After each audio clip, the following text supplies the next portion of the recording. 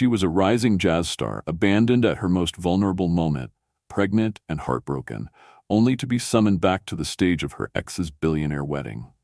What happens when the very song meant to humiliate her becomes the weapon that shatters his facade and rewrites her destiny? Meet Lily Hart, a woman who turned betrayal into triumph and found the courage to reclaim her voice. Where are you watching from? Drop your city in the comments.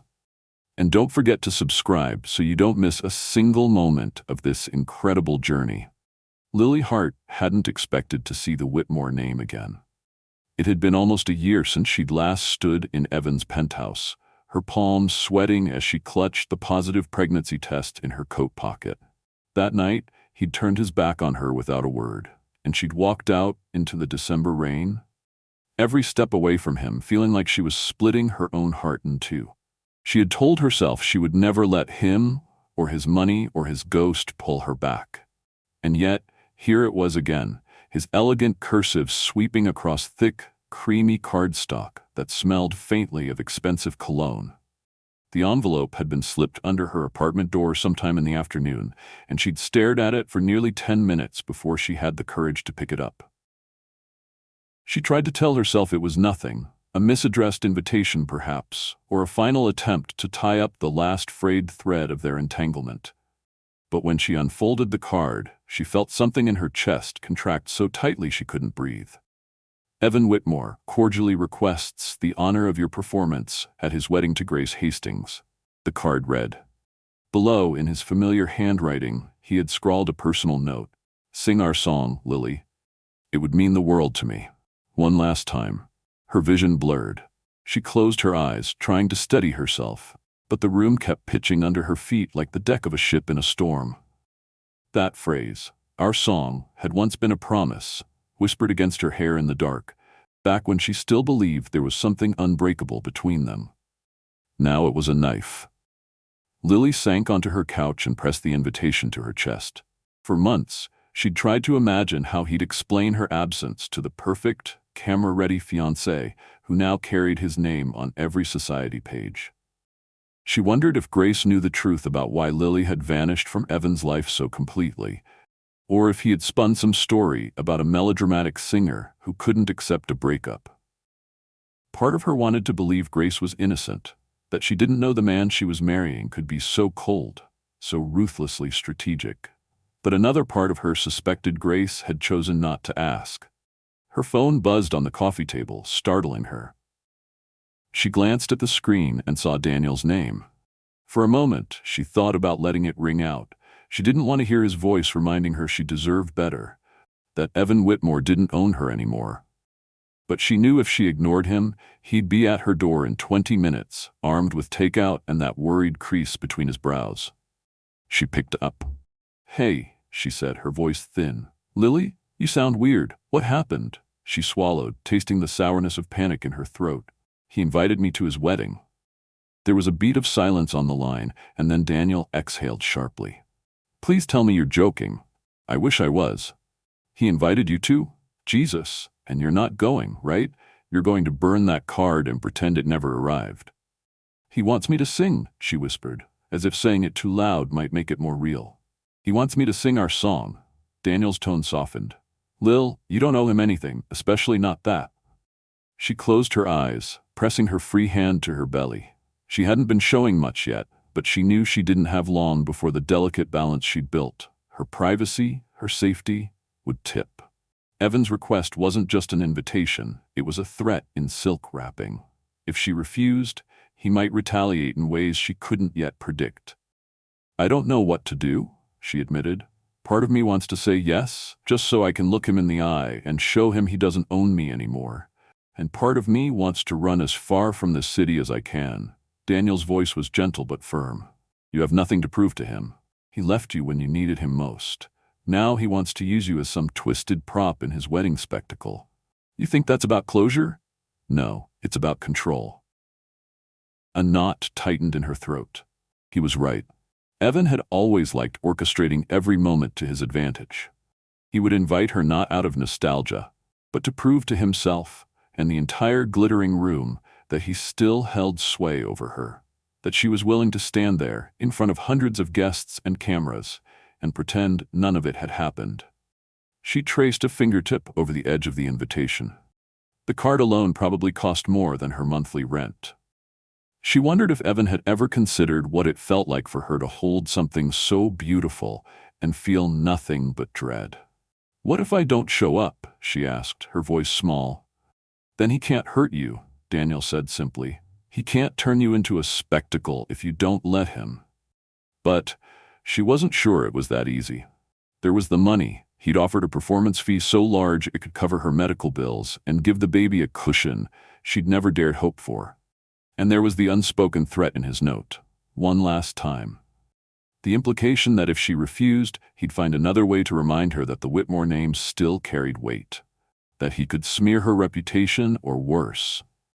She hated herself for even considering it. But survival wasn't always noble.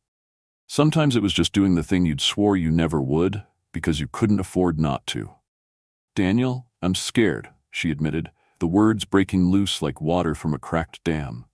"I don't know how to fight him. He has everything, money, lawyers, the press, and I'm just me."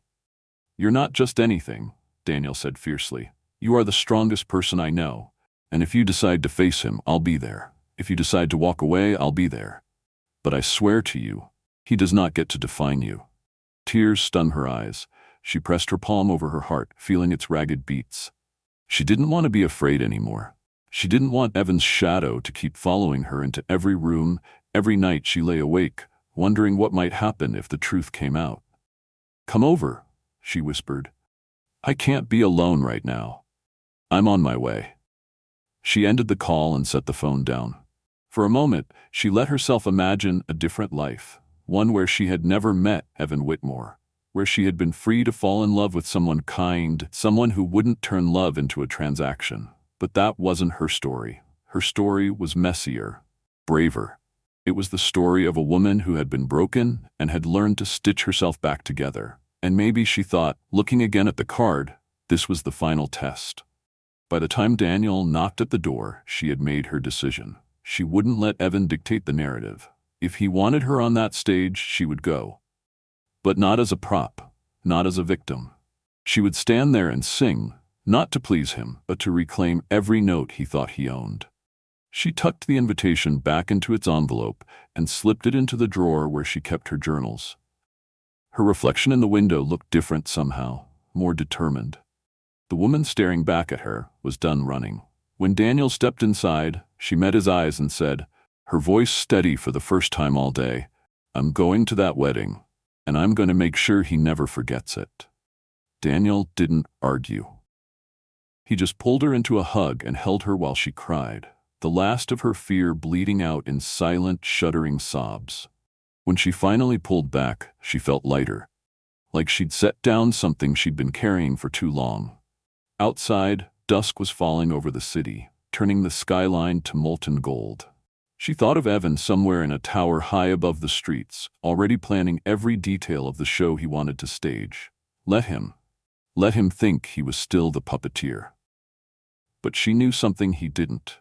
She knew that she was stronger than he had ever imagined, and when the day came, she would walk onto that stage not as a woman broken by his betrayal, but as a woman reborn. She rested a hand on her belly, feeling the tiny flutter of life within her, and for the first time in months, she let herself smile.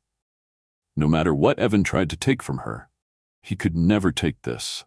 He could never take the quiet, defiant promise in her heart that she and her child would write their own story, no matter who tried to claim the ending. The doorman at the Whitmore estate barely spared Lily a glance as he checked her name off the guest list, his eyes sliding over her like she was no more important than a caterer. She felt the old humiliation prickle under her skin, the same ache she used to feel whenever Evan's staff acted like she was a passing entertainment, not a woman he had once sworn he'd love forever. She lifted her chin and stepped into the grand foyer, where the air smelled of polished mahogany and white roses. Every detail gleamed. Gold sconces, towering arrangements of orchids, the flicker of 1,000 candles waiting to be lit for tomorrow's ceremony. It looked exactly as she remembered. Beautiful. Cold, like a stage set built to hide the truth. A butler led her through a corridor lined with framed photographs of Evan's ancestors, stern men and elegant women, all of them with the same eyes Evan had. She felt them watching her as she passed, silently judging, and she tried to shake the sensation that she was trespassing somewhere she didn't belong. Maybe she never had. At the end of the hall, a pair of double doors swung open, revealing the rehearsal dinner in full swing. Crystal chandeliers glowed overhead, scattering light across rows of round tables draped in ivory linen. Waiters moved silently among the guests, offering champagne and hors d'oeuvres on silver trays. Everywhere she looked, people were laughing, air-kissing, exchanging gossip. No one seemed to notice her arrival, until Grace Hastings turned and saw her. Grace was even more beautiful up close than she appeared in magazines. Slim and graceful, with honey blonde hair swept into an elegant twist.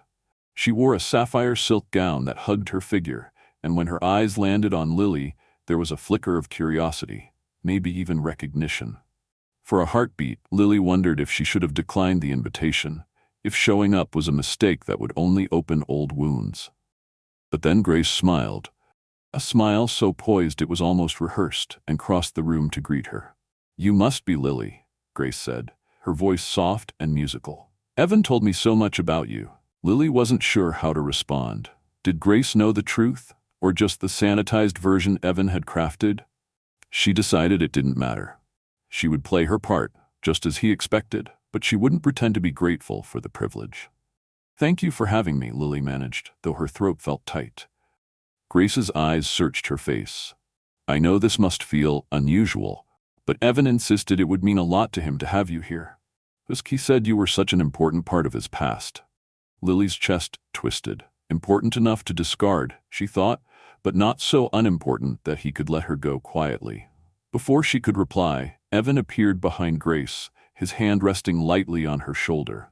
He was as polished as ever, dressed in a tailored charcoal suit that probably cost more than her car.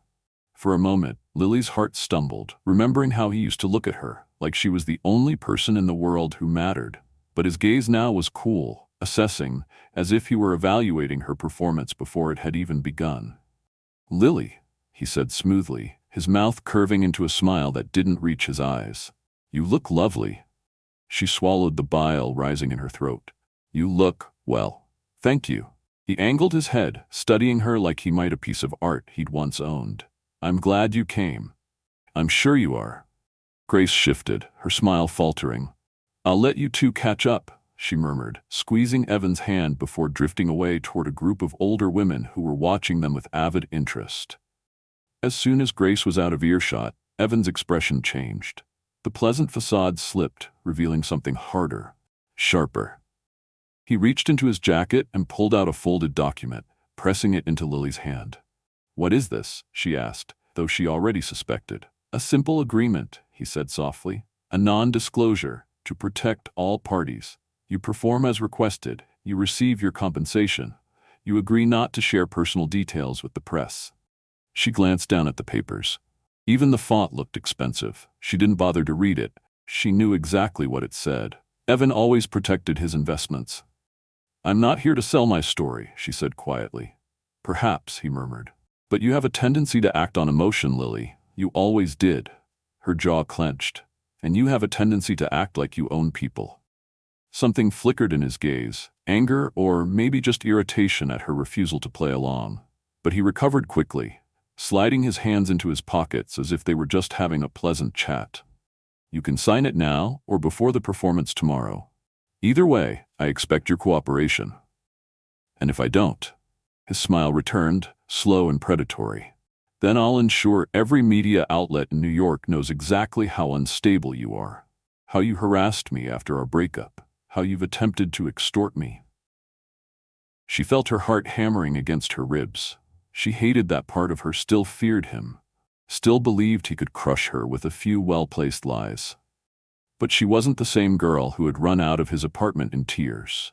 She had spent nearly a year rebuilding herself from the ground up, learning how to survive without his money or approval, and she would not let him take that from her. "Is that everything?" she asked evenly, her voice steady even though her hands trembled.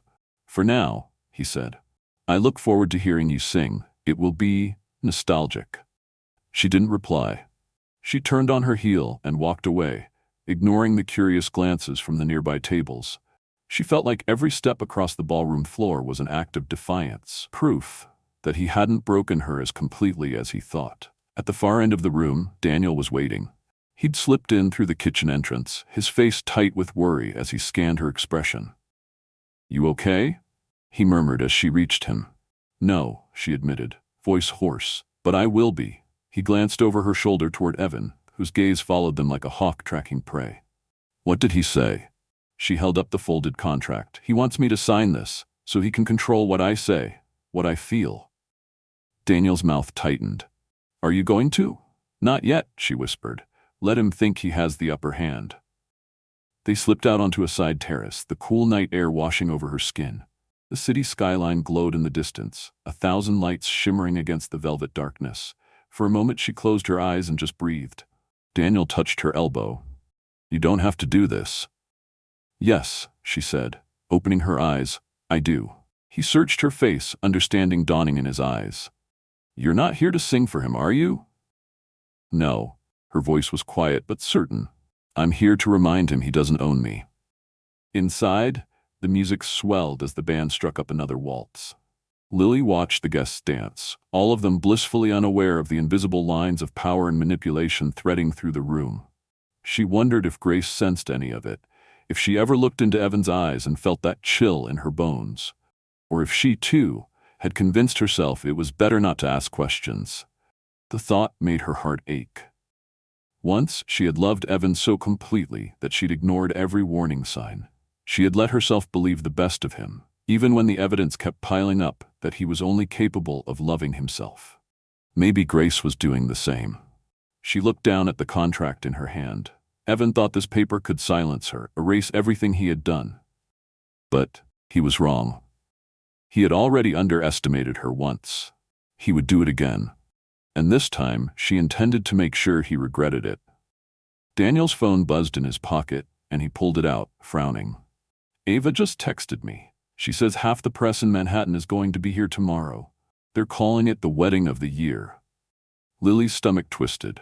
Of course, Evan would invite reporters to his wedding. He wanted witnesses, an audience to watch him parade his perfect life, and he wanted her to stand on stage like an obedient marionette, proving he still held the strings. Let him try, she thought. Let him think he could script every moment, because she knew something he didn't. She had nothing left to lose. She took Daniel's hand and squeezed it. "Tomorrow," she said softly, "he's going to learn I'm not afraid of him anymore." And for the first time since she'd opened that invitation, she felt something close to peace. Because whatever happened, however the night ended, she knew she would walk off that stage on her own terms.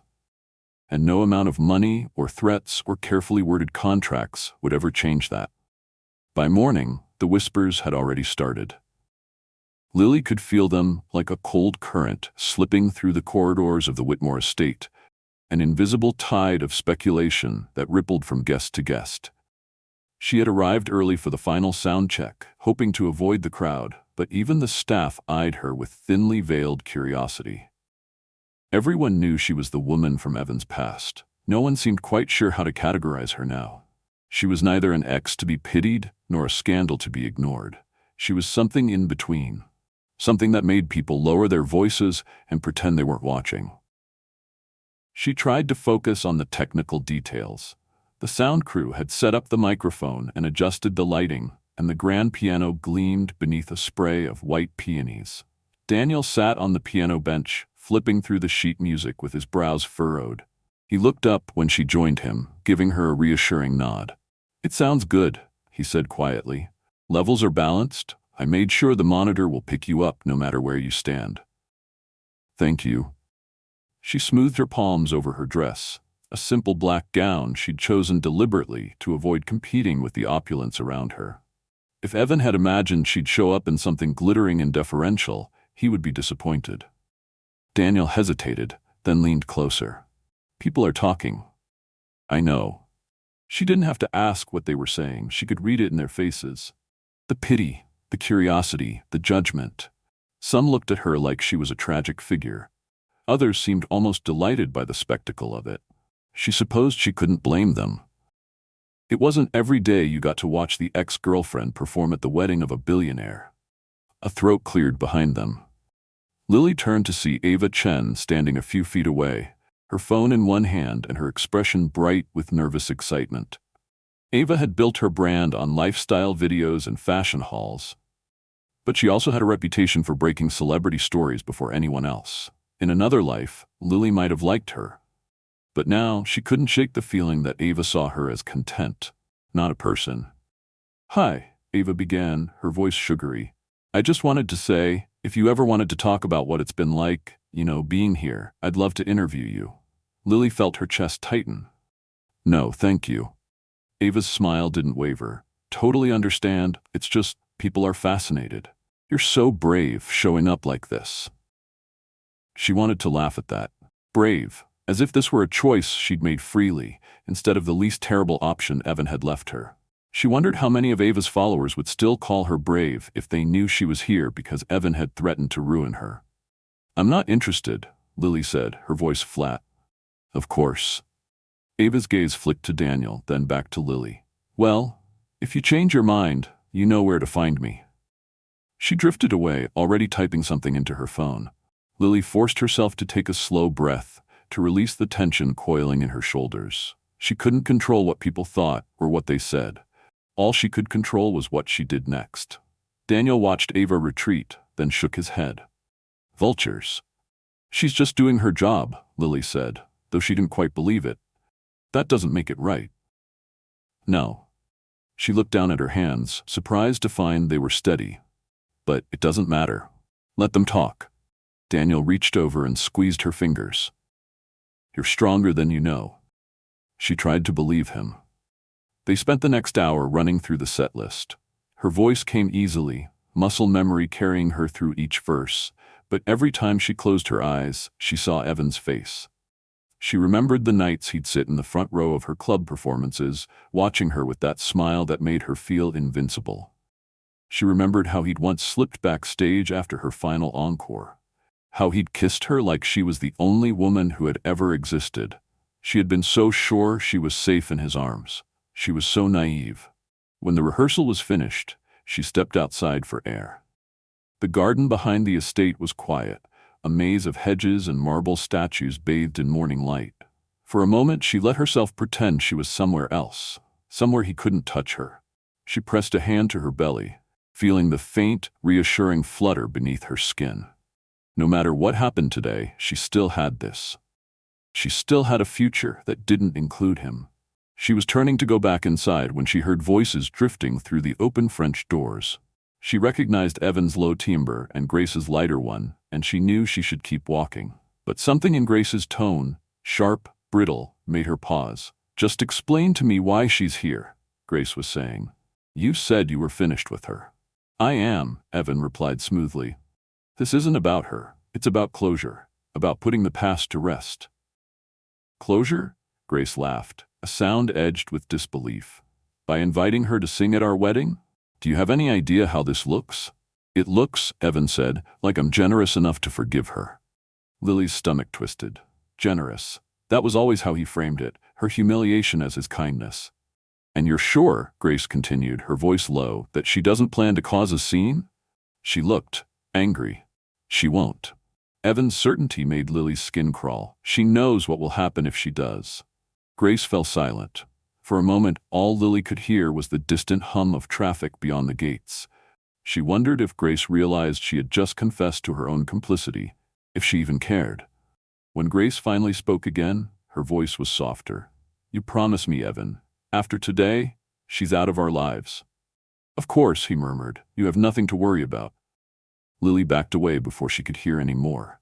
She felt like she'd swallowed ice, the cold spreading through her chest until she was numb. So this was how he justified it to Grace, painting her as some unstable woman he was magnanimously tolerating for one final performance. He hadn't changed at all. He still needed to be the hero in every story, even if he had to break her to do it. When she stepped back into the ballroom, the caterers were setting up for lunch. Rows of champagne flutes sparkled in the sunlight, and a towering cake waited on a gilded cart near the stage. The guests were beginning to arrive. Socialites in pastel dresses, men in sharp suits, all of them greeting Evan and Grace with practiced warmth. No one looked at Lily, but she could feel the curiosity radiating from them like heat. Daniel appeared at her side, his expression wary. "You okay?" She nodded. "I'm fine." "You don't look fine." "I'm as fine as I'm going to be," she said quietly. He hesitated, then gestured toward the small dressing room the staff had set aside for her. "You should get some rest before everything starts." She didn't argue. The dressing room was tucked behind the stage, a little oasis of calm. She closed the door behind her and leaned against it, letting her eyes fall shut. For a moment, she allowed herself to feel everything: rage, sorrow, the bone-deep exhaustion of fighting battles no one else could see. Then she exhaled, setting it aside. She had come here for a reason, and she wouldn't let Evan steal her focus. On the vanity, someone had left a small gift box wrapped in ivory ribbon. She knew without opening it who it was from. She peeled back the lid and found a diamond bracelet nestled inside, delicate and precise. There was a note tucked beneath it in Evan's familiar script. "Wear this when you sing, for old time's sake." Her fingers curled around the card, crushing it in her palm. He was still trying to dress her up like a doll, still trying to claim some piece of her even now. She left the bracelet where it was and walked to the mirror, meeting her own gaze. The woman staring back at her wasn't the girl he had loved. She was older, harder, wiser, and she wasn't afraid anymore. She turned away from the mirror and walked back into the hall, her footsteps sure. The whispers rose around her again, questions and rumors and half-formed theories, but she didn't flinch. Let them talk, let them wonder, because soon they would hear the truth in her voice, and for the first time in a long time, she felt ready to sing. When the moment finally came, Lily felt strangely calm. As the guests settled into their seats, murmuring behind fluttering programs, she waited in the narrow passage behind the stage, one hand resting on the polished wood of the door. She could hear the rustle of silk gowns, the chime of glassware, the discreet clearing of throats. For a moment she imagined she could hear Evan's voice among the others, low and polished, as if nothing about this day was extraordinary. He was so good at that, making the surreal feel mundane, making her humiliation look civilized. A young event coordinator with nervous eyes peeked around the door and motioned her forward. "Miss Hart, we're ready for you." She nodded, her pulse steady. This was just another performance, another stage, another audience. She could survive this like she had survived everything else. With Daniel at the piano, she would not be alone. When she stepped into the light, a hush swept the room. Hundreds of faces turned to watch her, their curiosity so tangible she felt it pressing against her skin. Cameras and phones rose, lenses blinking like unblinking eyes. It struck her that in all the performances of her life, she had never been watched quite like this. Part fascination, part pity, part expectation that she might spontaneously combust in front of them. Daniel looked up from the piano bench, his expression a question. "Are you sure?" She gave him the barest nod, then lifted her chin and stepped to the microphone. The first bars of the song, their song, began in soft, lilting chords that floated through the hush. She didn't have to look at Evan to know he was watching. She could feel the weight of his attention, the quiet satisfaction he must be savoring as she stood exactly where he wanted her. The song had always been beautiful. He'd written it for her in the early days, when their love had still felt like something worthy of music. Back then, he'd insisted she sing it in every show, claiming it brought him luck. She used to think it was romantic. Now, she saw it for what it was. The first thread he had woven around her throat, a reminder that her voice belonged to him. As she sang the opening verse, her voice clear and sure, she felt the old memories stirring. Evan's hand on her back as she stood in the spotlight, his lips on her ear, promising forever. The rush of applause that had always seemed to matter more to him than any private intimacy. But those memories felt brittle now, like dried flowers pressed between the pages of a book she no longer read. Midway through the second verse, she allowed herself to glance at the head table. Evan sat beside Grace, his hand draped possessively over her chair. Grace's face was pale, her smile fixed and distant. When Lily's gaze caught hers, something flickered there. Recognition, regret, or maybe the first trembling of doubt. Grace looked quickly away. Lily's heart thumped hard. She knew she could have sung the song exactly as written and no one would have questioned it. She could have slipped out the back door afterward, accepted Evan's check, and disappeared into anonymity. But she hadn't come here to disappear. She hadn't endured the past year.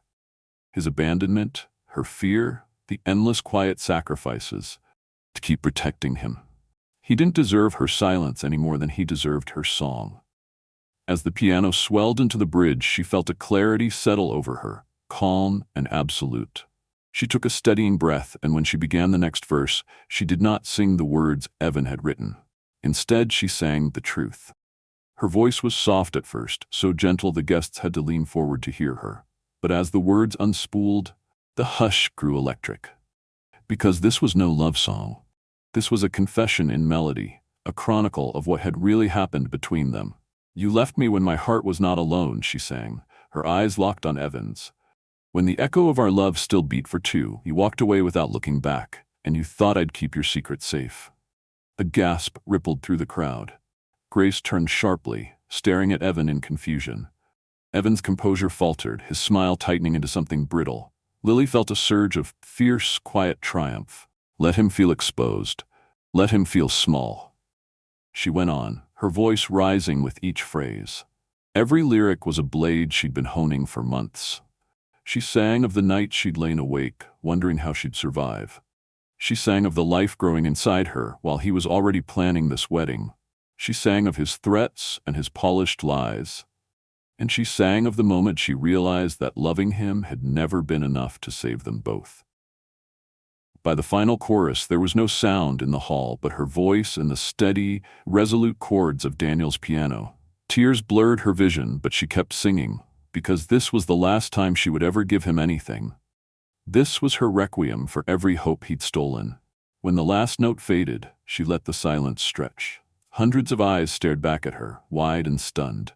She could feel the shape of the moment, sharp and irrevocable. Whatever power Evan had wielded over her was broken. She was no longer the woman who would bow her head and swallow her truth. She stepped back from the microphone, her breathing ragged, and looked directly at Evan. He met her gaze with a fury she had never seen in him, not even on the night she walked away. His mouth moved around words he couldn't seem to form. For once, he was speechless. Grace rose to her feet, her hands trembling as she pressed them flat on the table. "Is it true?" she asked, her voice carrying across the hushed room. "Evan, is it true?" Evan didn't answer. Around them, the guests had begun to murmur, the low, frantic sound of gossip sprouting like weeds. Ava Chen's phone was already up, recording every second. Somewhere in the back of the room, a camera flash burst, white and blinding. Lily turned away before she could see Evan's reply. She didn't care what excuses he would invent. She didn't care what lies he'd spin to salvage his pride. All she cared about was the quiet certainty blooming in her chest. She had taken back her voice, and no one could ever steal it again. Daniel appeared at her side, his expression stunned and awed. He opened his mouth to speak, but she shook her head. No words were necessary. Together, they walked off the stage and into the corridor beyond, the roar of voices swelling behind them as the ballroom erupted into chaos. Outside, the afternoon was bright and blameless. Lily drew in a deep breath, tasting freedom in the spring air. For the first time in months, she felt light, untethered. She had come here fearing she would break, but instead she'd found a strength she hadn't known she possessed. Daniel touched her shoulder. "Lily, that was God. I don't even know what to say." "You don't have to say anything," she whispered. "It's over." "Do you think he'll come after you for this?" "Probably." She glanced back at the doors, where voices were still rising in confusion and outrage. "But I don't care. I'm done hiding."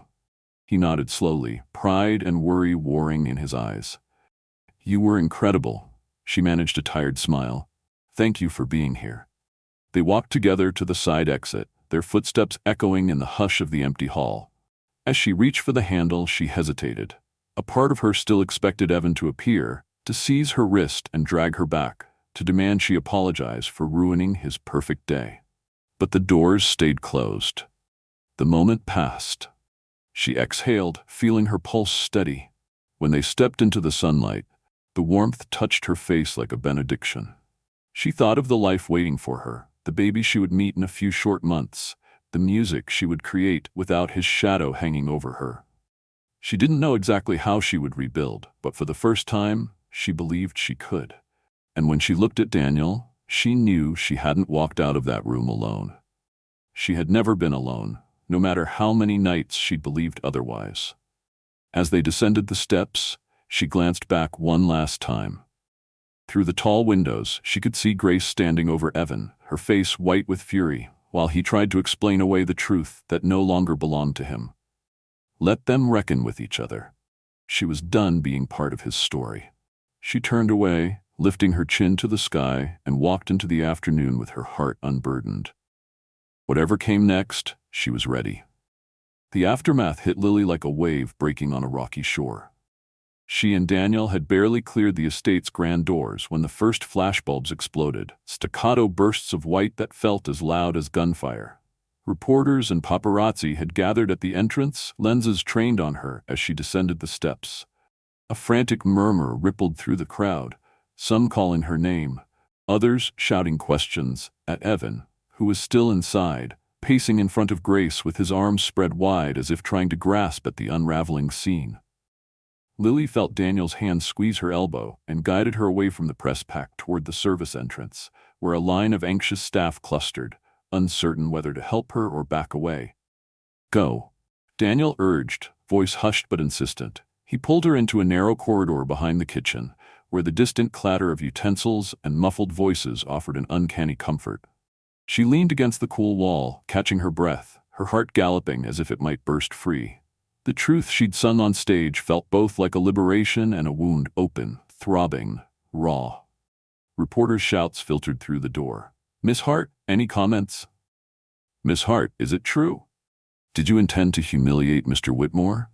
Each question was a barb, but she felt strangely untouchable, buoyed by the clarity that had come with her confession. She could not unsing what she had sung. A chef poked his head around the corner, his apron splattered with sauce. "Miss Hart, are you all right? Do you want water?" His tone was gentle, a surprising kindness in a place built for perfection. Lily nodded, her throat tight. Daniel produced a paper cup from a tray someone had left behind. She took it with trembling fingers, the cold plastic grounding her. She hadn't realized how thirsty she was until she took that first sip, the water cool and reassuring. "I need to get out of here," she said, voice hoarse. She wiped her mouth with the back of her hand. "I need air that isn't sprayed with lilies and lies." Daniel's eyes were dark with concern and pride. "There's a service exit around the corner. We can slip out and get you home." She nodded, grateful. They slipped past a line of catering staff and into a dim hallway where crates of wine and cases of champagne were stacked for the reception. A security guard blocked their path until he recognized Daniel's face. He'd seen him during rehearsal and nodded them through without question. Lily exhaled once, long and low, and followed Daniel into the alley beyond. The afternoon sun was bright and unforgiving, a stark contrast to the gilded pathways inside. Lily squinted, the sudden light making her head spin. Daniel guided her to a waiting sedan at the end of the driveway. The driver, a discreet man in a dark suit, opened the back door. Lily slid inside, leaning back against the leather seat. Daniel climbed in beside her, closing the door quietly. The car pulled away smoothly, its engine a low purr that filled the sudden silence between them. Lily pressed a hand to her belly, feeling the slight kick that came as if to remind her why she'd endured this ordeal. The baby was safe. He or she was safe. And that thought steadied her. She closed her eyes and let the events replay in her mind. The hush that had followed the final note, the collective gasp as she revealed her truth, the look in Grace's eyes that had been equal parts betrayal and awakening. She had given voice to the pain of abandonment, and in doing so, she had shattered Evan's facade of control. Daniel cleared his throat. "They'll be all over social media in minutes. Live blogs, video clips, analysis, singer exposes billionaire at his wedding, that sort of thing." Lily managed a weary smile. "Let them talk. Let them share the truth." She opened her eyes and looked at him. "Thank you for being there, for believing I could do it." He grinned, a warm, genuine expression that lit his whole face. "You didn't need me. You were brilliant." She shook her head. "I needed you in that moment. You gave me strength when I almost doubted myself." He reached across and squeezed her hand. "Anytime. You're not alone." As they drove through the city, Lily watched the familiar streets roll by, neon signs advertising neon lives, delivery bikes weaving among cars, people pausing at crosswalks with their phones in hand. Somewhere out there, strangers were watching her confession unfold on tiny screens, scrolling through comments and sharing outrage. But here, in this moment, wrapped in the safety of the car and the quiet solidarity of Daniel's presence, she felt something she hadn't felt in months: peace. The driver dropped them at Lily's apartment building. Daniel walked her to the door, the concierge greeting them with a curious look when he recognized Daniel. Lily smiled politely and waved goodbye, then rode the elevator to her floor in thoughtful silence. She unlocked the door and stepped inside, the familiar surroundings greeting her. The worn, velvet armchair, where she had spent countless nights writing songs, the framed photos of her childhood, the little corner shelf where she kept her grandmother's old jazz records. This was home, in every sense of the word. She sank onto the armchair, Daniel's jacket half draped over the back. His words about strength echoed in her mind, mingling with the adrenaline still coursing through her veins. She closed her eyes and allowed herself to feel the ache in her muscles, the tremor in her hands. She had faced Evan's world and spoken her truth. Now she could rest. A soft knock at the door interrupted her reverie. She blinked, surprised. Her next visitor was supposed to be Daniel, come to check on her. She rose and opened the door to find none other than Grace Whitmore standing on the threshold, her eyes red-rimmed and her posture tentative, as if she weren't sure she belonged. "Hi," Grace said, her voice small. She looked at Lily's apartment with a flicker of awe and uncertainty, then met Lily's gaze directly. I hope you don't mind. I came to apologize." Lily's breath caught. She gestured for Grace to enter. Grace stepped inside, removing her coat with trembling hands. The space seemed too intimate, too honest, after the opulence of the estate. "I'm sorry," Grace repeated, tears glistening, "for thinking you were just some footnote in Evan's story, for not asking questions, for believing him." Lily's throat tightened. She remembered the performance, the shock, the raw exposure. Yet here was Grace, seeking forgiveness. Lily softened. "I accepted your apology before I even knew what it would cost you," she said quietly. "I know how hard it must be to admit you were wrong." Grace sat on the edge of the armchair opposite Lily, clasping her hands tightly. "I was so blinded by what I wanted, by the life he sold me, that I never saw the truth. But after you sang, after you told the world, I realized I can't build my life on lies." Lily nodded, emotion pooling in her chest. "It takes courage to face the truth once you see it." Grace exhaled, relief and pain mingling. "I want to help you, if you'll let me. I have resources, connections. I want to do something meaningful with my life, something that matters. And I think maybe we could work together." Lily's surprise melted into warmth. Across the apartment, the afternoon light slanted through the windows, casting gentle patterns on the walls. She thought of the baby, of the music she would one day sing without fear, of the life she was building piece by honest piece. "I'd like that," Lily said, her voice firm. "I'd like that very much."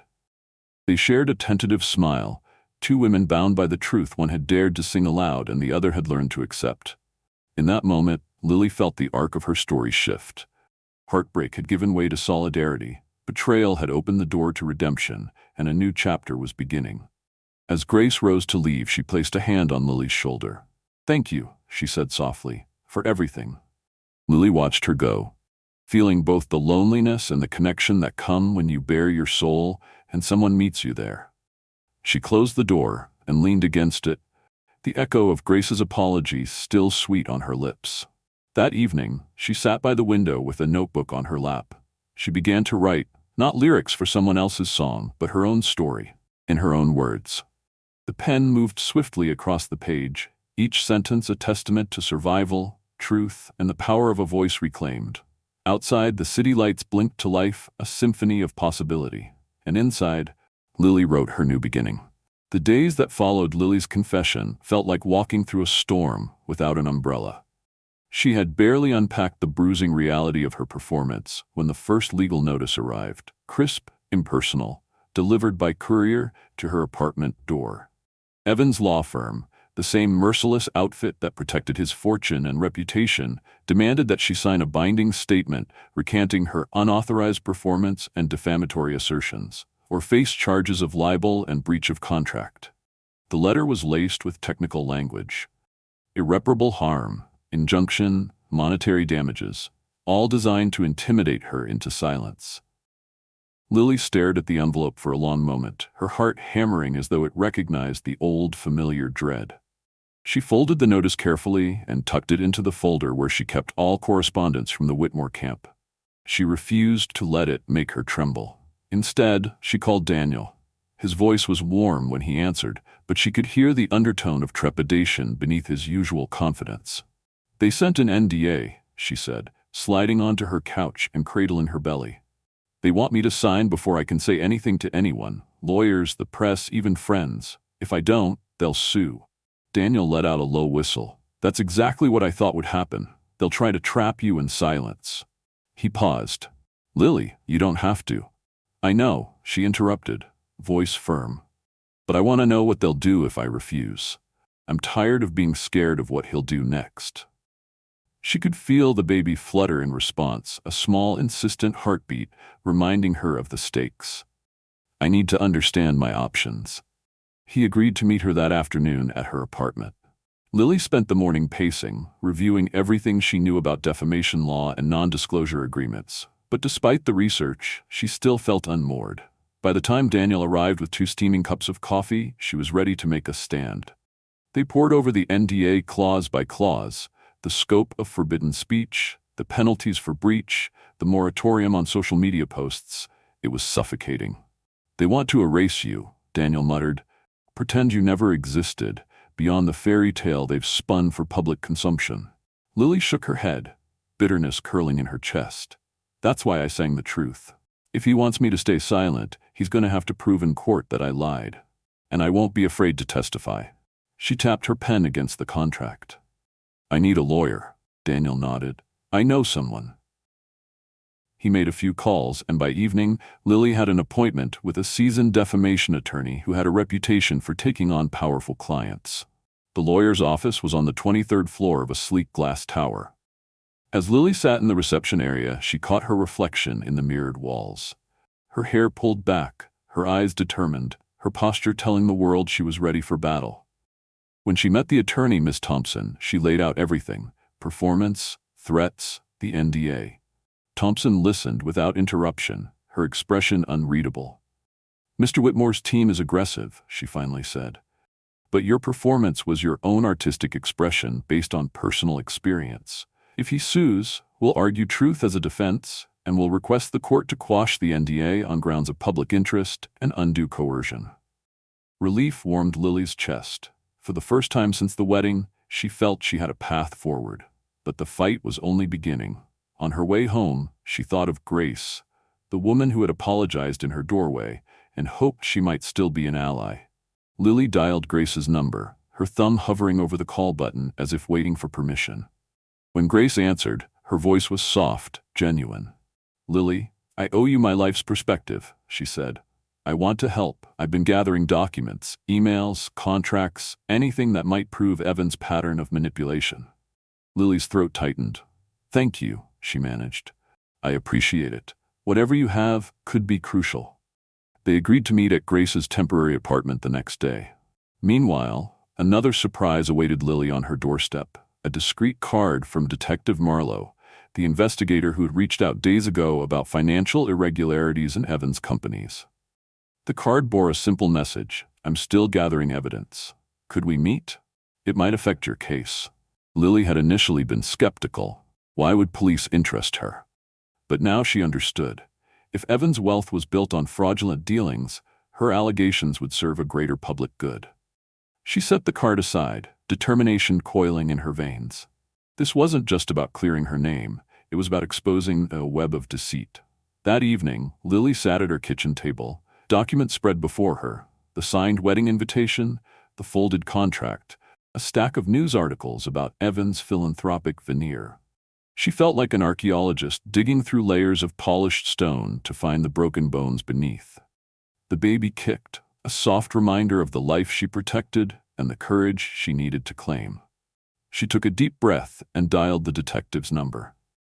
"Detective Marlowe?" she said when he answered. His voice was crisp, professional, but with an undercurrent of empathy. "This is Lily Hart. I received your card. I can meet tomorrow morning." "Thank you," he replied. "I have some questions about the NDA and the wedding performance. I also want to show you some documents that might corroborate your testimony." She agreed, heart pounding with anticipation. When she hung up, Daniel was waiting, having schooled himself in support rather than counsel. He offered her a sympathetic smile. "You okay?" "More than okay," she said, surprising herself with the conviction in her voice. "I think we're going to turn the tables." The next morning, Lily met Grace first at her apartment. Sunlight slanted through the windows, illuminating an assortment of manila folders on Grace's coffee table. Grace handed Lily an envelope. "These are the emails," she said. "Evan's messages trying to coerce you, drafts of the celebrity PR scripts, even a note from his CFO warning about questionable fund transfers." Lily's breath caught as she flipped through the pages. Drafts of apology letters never sent, instructions to spin a false narrative, bank records tracing funds through shell companies. Each revelation felt like a chisel stroke, carving away at Evan's polished persona. "This is incredible," Lily whispered. "Thank you." Grace nodded, her eyes puffy but resolute. "We'll share everything with Miss Beth Thompson and Detective Marlowe. I want you to know you have more allies than you think." Lily felt a surge of gratitude. "That means the world to me." Later that afternoon, she rode the elevator to the police precinct. Detective Marlowe led her to a conference room where he laid out his findings: discrepancies in corporate filings, evidence of embezzlement, patterns of financial manipulation that had kept Evan's public image unblemished. "If we link these to the non-disclosure agreement," he explained, tapping the contract on the table, "we can argue that his threats were part of a broader scheme to conceal wrongdoing." Lily leaned forward, feeling the gravity of it all. "What do you need from me?" He studied her with frank intensity. "Your testimony about the wedding, the coercion you faced, and your personal experience with his threats. Your story will humanize the case, show a pattern of abuse, emotional, financial, reputational." Her pulse quickened. She imagined stepping into a courtroom, under oath, her voice echoing in the silence of a gallery crowded with onlookers. It was terrifying and exhilarating. "I'll do it," she said. "I'll tell the truth, no matter what." Detective Marlowe nodded. "Thank you, Miss Hart. We'll coordinate with your attorney to ensure your safety and legal protection." As she left the precinct, a cool breeze brushed her face. She closed her eyes, letting it clear her mind. For so long she had felt powerless, buffeted by Evan's wealth and influence. Now she felt the tide turning. The baby stirred, a gentle push that made her smile. This was for the child who would inherit a world shaped by her courage. That evening, Lily returned to her apartment and found Daniel waiting with dinner and comforting music. They sat together as she recounted the day's revelations. He reached across the table and took her hand. "You're doing something remarkable," he said. "You're standing up, not just for yourself, but for anyone who's ever been silenced." She squeezed his hand, tears of relief and hope pricking her eyes. "I couldn't do it without you." He smiled, his admiration shining. "You won't be alone in that courtroom." As they cleared the dishes, Lily thought about the months ahead. The legal battles, the public scrutiny, the emotional toll. But she also thought about the life growing inside her, the freedom she had reclaimed, and the solidarity she had found in Grace and Detective Marlowe. She wasn't just fighting for her own voice. She was fighting for truth. And that, she realized, was worth every risk. Night settled over the city and Lily climbed into bed, Daniel's arm around her, the baby's gentle kicks a steady lullaby. She closed her eyes with a sense of purpose pulsing through her veins. Tomorrow would bring new challenges, but she no longer faced them as a frightened woman. She faced them as a mother, a survivor, and a witness to justice. And as she drifted to sleep, she carried with her the quiet knowledge that the power of truth could shatter even the most formidable illusions. The morning light streamed through the floor-to-ceiling windows of the charity hall, painting the rows of folding chairs and the simple wooden podium in a hopeful glow. Reporters murmured among themselves, camera lenses trained on the empty stage where Lily Hart would soon appear. She felt the familiar flutter in her stomach. Not fear this time, but purpose. Today wasn't about performing a song. Today was about speaking her truth under oath. She smoothed the lapels of her tailored navy blazer, the same blazer she had worn to the precinct meeting, and stepped forward as the event coordinator announced her name. A hush fell over the crowd, and every pair of eyes turned to her, brimming with anticipation. Lily inhaled, savoring the crisp air charged with expectation. She approached the microphone as though walking into a confession booth, and when she touched the podium, the wood was cool beneath her fingers. She looked beyond the cameras, past the rows of journalists, the empty seats reserved for Evan Whitmore's legal team, and saw a small cluster of familiar faces. Daniel, his expression taut with pride. Grace, poised and resolute. Even Detective Marlowe, pen and notebook ready. Their presence grounded her in a shared reality. This was no charade, no carefully scripted spectacle. This was a reckoning. "Good morning," she began, her voice clear and unshakable. "My name is Lily Hart." She paused, allowing the room to settle around her words. "I am here today to speak the truth about a man who used my voice, my reputation, and my life as a bargaining chip." A flurry of reaction, gasps, scribbling pens, a flashbulb or two, swept the room. She let it pass. "On May 27th of last year, Mr. Evan Whitmore invited me to perform at his wedding under the pretense of closure and celebration," she continued, her tone calm but impassioned.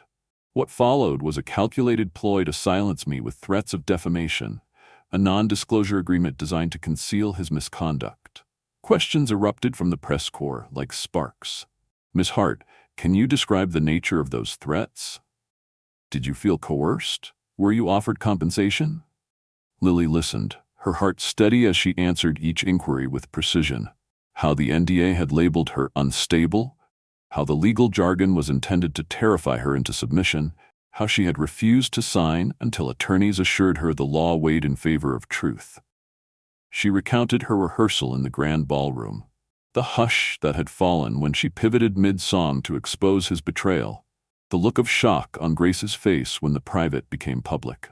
At Grace's side, her former fiancé stood to speak next, her posture unwavering.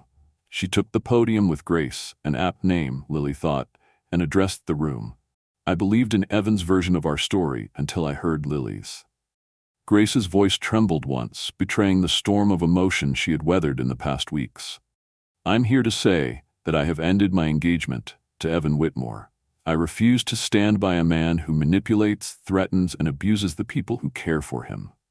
Applause broke out, polite at first, then swelling into genuine support. Lily felt a surge of solidarity as Grace announced she would donate her entire wedding budget to organizations supporting survivors of emotional abuse. Across the hall, the press team for Whitmore Industries huddled anxiously, phones pressed to ears, emails pinging with panicked investor communications. A few rows back, representatives from major financial firms exchanged terse whispers. By the time the live-streamed event hit social media, hashtags like #HartRevealsTruth and Whitmore Scandal were trending. Shares climbed into the thousands, and the room buzzed with the electricity of a story that had suddenly exploded into public consciousness. Lily watched it all unfold, unwavering, as if she were no longer a performer, but the author of a new narrative. Evan Whitmore himself did not appear that morning. His absence spoke volumes. He was either too proud or too fearful to face the man and woman he had wronged so deeply. His statement, released through his legal counsel, insisted that any allegations of coercion were fabrications in service of self-promotion, and that he would pursue legal remedies against both Hart and any media outlets that misrepresented the facts. But the statement rang hollow. In the court of public opinion, the scales had already tipped. As the conference broke up, Lily gathered her notes and prepared to leave. Grace intercepted her in the corridor, tears glistening in her eyes. "You were magnificent," she whispered, pulling Lily into an embrace. "Thank you for speaking the truth." Lily pressed back, grateful for the unexpected alliance that had formed. Outside, the clearing sky promised a sunny afternoon, but Lily's mind was already racing ahead to the next steps. The looming trial, the need for continued legal support, and above all, the life she carried within her. By evening, the Whitmore corporate headquarters were in chaos. News analysts dissected every word of Lily's testimony, and stock prices took a precipitous dive as shareholders panicked. The glossy facade of Whitmore Industries, unstoppable growth, philanthropic ventures, high-profile partnerships, now showed cracks deep enough to swallow a legacy. Evading the public relentlessly for weeks, Evan finally decided to secure his narrative in private. He arranged to meet Lily in person, perhaps to persuade her to retract her statements or to intimidate her into silence. He chose the deserted underground parking garage of her apartment building, a place he believed intimate and out of earshot. Lily had anticipated his move. Daniel insisted on accompanying her when she returned home late that night after missing calls from her attorney. They parked in the dimly lit concrete chamber, the only sound the hum of fluorescent lights and the distant whirl of a security camera. As they exited the vehicle, Lily's pulse quickened at the sensation of being watched. A black sedan idled near the far wall, its engine off.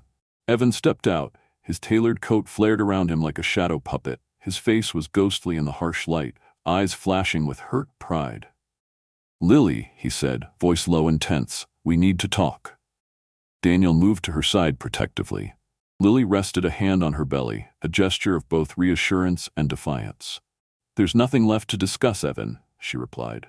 Her voice held steel. "I spoke the truth today. Now you'll stand by your own words." Evan's shoulders twitched. For a moment he looked as if he would lunge forward, then he grounded himself.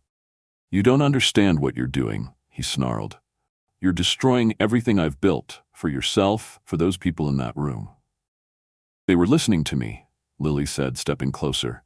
"They deserve to hear the whole story." He spat through clenched teeth. "You think you're a hero? You think you're the victim? You're jeopardizing my company, my investors, my philanthropic mission." Pain flashed in his eyes, genuine, raw. He reached out as if he could bridge the chasm her testimony had carved, but Lily didn't flinch. "I'm jeopardizing lies," she said softly. "The truth was already out there in little pieces. I just put it back together." His face twisted, and he raised a hand, not to strike, she realized, but to gesture vainly at the darkness around them.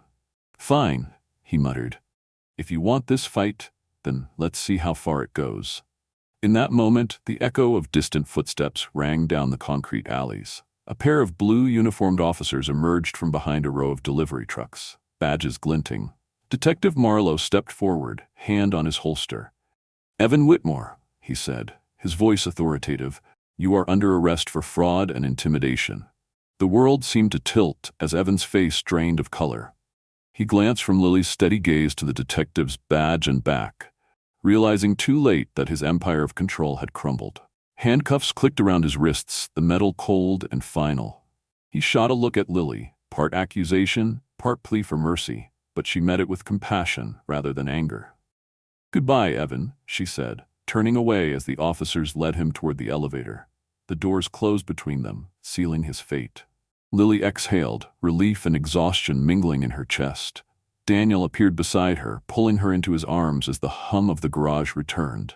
The bright lights overhead seemed less harsh now that the threat had been contained.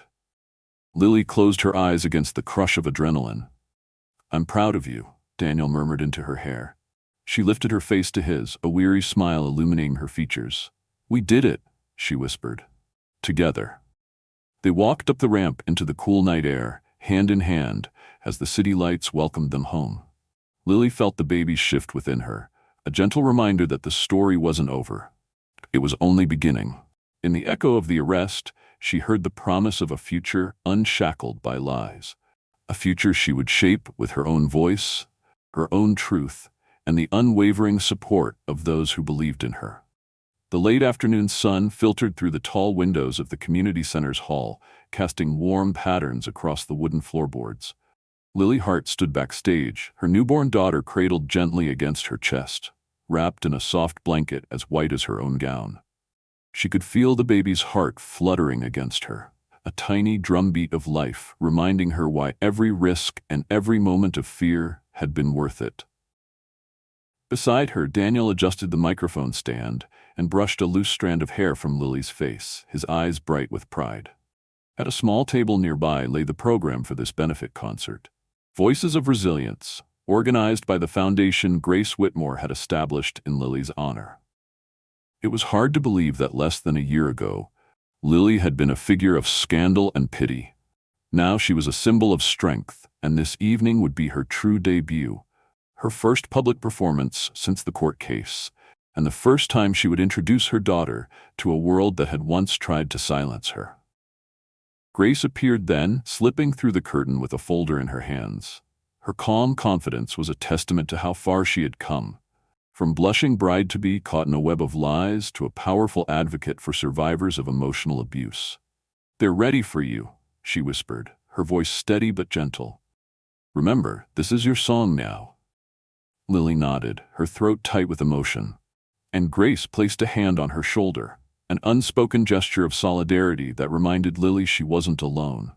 As Grace moved away to greet the event organizers, Lily glanced at Daniel and felt the surge of gratitude overwhelm her. He had been her anchor through every storm, and now their family, though small, stood at the brink of a new dawn. When the MC announced her name, Lily felt a hush descend over the crowd. The seats were filled with faces that had followed her journey, friends who had rallied at the courthouse steps, neighbors who had offered meals and prayers, strangers who had signed petitions demanding justice. Cameras were absent tonight. Instead, phones were holstered out of respect for the intimate nature of the evening. Lily took a breath and stepped onto the stage, the spotlight a gentle circle of warmth that seemed to beckon her forward. She settled onto a simple stool, adjusted the microphone, and closed her eyes for a moment, letting the quiet settle around her like a cocoon. The first notes rose from the acoustic guitar Daniel held in his lap, soft, rolling chords that had once belonged to Evan's song, but tonight belonged entirely to Lily. She opened her mouth and let her voice fill the hall, a clear, honeyed tone that spoke of sorrow and courage, of nights spent crying herself awake, and mornings spent stitching her life back together. As she sang, she wove in new lyrics, lines about the power of truth, about the spark that refuses to be extinguished, about a mother's promise to her child that no one will ever silence her. The audience sat rapt, some with tears shining on their cheeks, others nodding quietly, as if the words were salve to wounds they too had nursed in secret. Lily's voice rose and dipped, echoing through the rafters, and in that moment she felt the weight of her past slide away. This was no act of defiance. It was a hymn of liberation. When the final note faded, there was a heartbeat of silence before the hall surged into applause. It wasn't the polite, restrained clapping of a formal event. This was a standing ovation, thunderous and heartfelt. Grace slipped onto the stage, gathering Lily's daughter into her arms to show her to the audience. "Meet Hope," Grace announced, her tone celebratory, a reminder that even in our darkest moments, there is always light. Laughter and cheers followed, and Lily blinked back tears. Daniel moved to her side, kneeling to kiss her cheek and whisper, "You were amazing." Lily felt a rush of love for these two people who had stood by her unconditionally, whose belief in her had never wavered, even when she had doubted herself. As the applause died down, Lily set her daughter gently into Grace's arms and turned back to the microphone. "Thank you," she said, voice husky with gratitude. "Thank you for listening, for believing, and for standing with me on the side of truth. This song is ours now, every survivor's, every voice that's ever been muted by fear or shame. Let it remind us that we carry the power to reclaim our stories." The audience responded with another wave of applause, punctuated by cheers and whistles. Lily's heart soared. She knew that this night would be remembered not as a spectacle, but as a milestone, a collective promise to honor resilience and to amplify the voices that so often went unheard. After the formal program concluded, the guests mingled in the foyer, sipping lemonade and sharing quiet conversations. Lily drifted through the crowd, embracing supporters, posing for photographs, this time on her terms, her smile genuine and unguarded.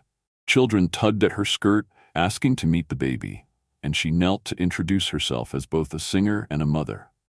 She realized how far she had come.